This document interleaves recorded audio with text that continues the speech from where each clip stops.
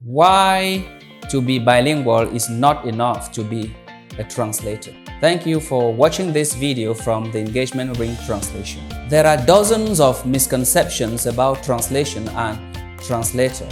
However, the most widespread of them is that whoever is bilingual is a translator or can act as a translator.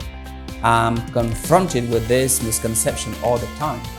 For example, a client recently asked me this in my office: your K-12 education in French, your bachelor's degree in French and English bilingual studies, and your PhD in English language and linguistics made you bilingual enough to be a translator.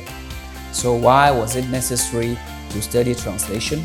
In today's video, I answer this question and debunk the misconception that every bilingual is a translator. Bilinguals are not automatically translators because bilingualism is just one of the 10 competencies it takes to be an authentic translator. The 10 competencies it takes to be a translator, what they sort are as follows. Competence number 1 is bilingual linguistic competence. Bilingual linguistic competence has to do with the intimate knowledge of grammar, inflectional grammar, words, vocabulary, semantics, pragmatics, stylistics or sentence grammar, punctuation, mechanics, and the writing conventions of two languages. Competence number 2 is poetic competence. Poetic competence. Poetic competence has to do with how well you write. It is about style. It takes poetic competence to write sentences that read fluently, that are not awkward. Poetic competence is an essential aspect of meaning transfer. It impacts the experience of the reader. It carries the signals of brand identity, brand voice, brand tone, and brand culture. Therefore, poetic competence is essential in marketing and literary translation. Competence number 3 is encyclopedic competence. Encyclopedic competence. By encyclopedic competence, I mean general knowledge. It is not subject matter expertise, but knowledge of past and current happenings in all the fields around the world. Encyclopedic competence is the driving force behind the translator's analytical thinking, logical thinking, critical thinking, and decision-making power. It is therefore essential for meaning retrieval from the source text. Generally, translators with good general knowledge are good translators. Competence number 4 is technical competence. Technical competence. Technical competence includes 2 skills. One is editing skills, that is, the ability of the translator to check the translation for structure, sentence structure, tone, readability, spelling, punctuation, parallelism, especially in headings and subheadings, consistency in everything, layout and formatting. The other skill under technical competence is the ability to conduct documentary research, to follow a style sheet, and to follow the translation project's instruction and briefs. A translator with technical competence exhibits a skill that is highly in demand among translation companies and translation project outsourcers. That in-demand skill is attention to detail. Technical competence is one of the competencies that set the human apart from the machine in translation. Competence number 5 is technological competence. Technological competence. Technological competence is the ability of the translator to use translation-related and non-translation related tools and pieces of software. Translation-related tools and pieces of software include computer-assisted translation tools, translation project management tools, translation quality assurance tools, etc. Non-translation related tools and pieces of software include the client's website, application, or software. Indeed, for some translation projects, the translator must work directly in the back end of the client's application, website, software, etc. Therefore, it takes technological competence to complete such projects.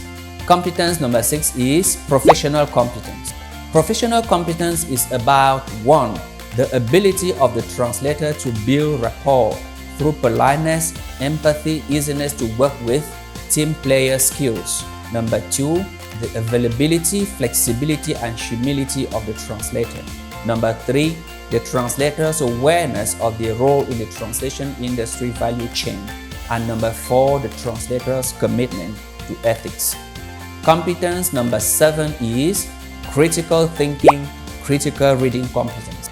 Critical thinking, critical reading competence is the ability to fact-check pieces of information from the source text for accuracy and to check every piece of information from documentary research sources still for accuracy. For example, suppose the source text says France is an Asian country. In that case, the translator should be able to isolate this statement as counterintuitive and check with the client whether the erroneous statement was made by design or by mistake. This competence is another competence that sets the human apart from the machine in translation. Competence number 8 is logical thinking competence. Logical thinking competence. Logical thinking competence is related to critical thinking, critical reading competence. It is the ability to arrange ideas logically, especially when such logic is absent in the source text. For example, if the source text says death or serious injuries, a logical mind would say serious injuries or death in the target text. Logical thinking and common sense also coincide. It is, in fact, a macro competence that structures competencies 1 to 7. This is yet another competence that sets a human apart from the machine in translation. Competence number 9 is business competence. Business competence or business acumen is the translator's understanding of the translation industry, the industry's opportunities, and how to take advantage of them. A translator who engages in upskilling and continuous training in various areas including marketing, rates negotiation, techniques, CAT tools, etc. exhibit business competence. Competence number 10 is strong sense of self or dignity. This is a quality, not a competence. A translator with this quality cares about their reputation and strives to deliver quality translations and quality work experience to the industry. They seek excellence neither because they are asked to deliver quality translations nor to avoid conflicts with their clients, but for pride and dignity. If you learned something from this video, like it, share it, and subscribe to the social media channels of the Engagement Ring Translation. I would also love to read your comments about the 10 competencies. Finally, if you have a video topic, drop it in the comments. I will make sure I prepare a video on it soon.